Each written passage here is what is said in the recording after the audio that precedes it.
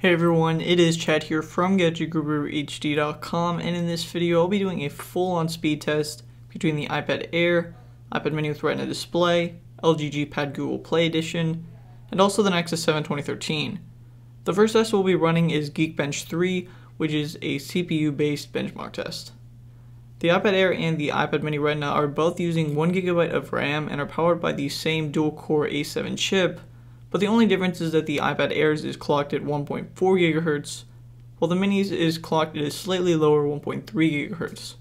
The LG G-Pad uses a quad-core 1.7 GHz Snapdragon 600 processor with 2GB of RAM, and the 2013 Nexus 7 uses a Snapdragon S4 Pro processor at 1.5 GHz with 2GB of RAM.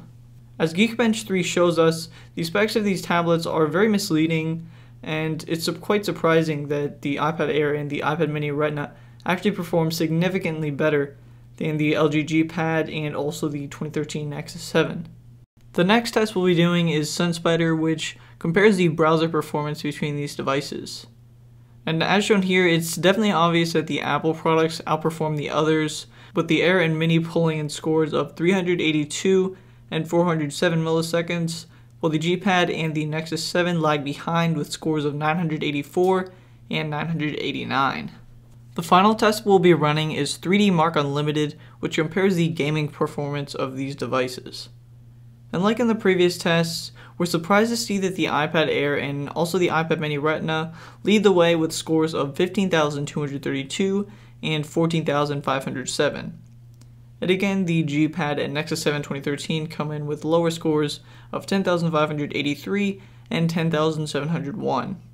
Now, after watching this video, you may have come to the conclusion that even the highest spec Android devices are slow and clunky, but that's very far from true.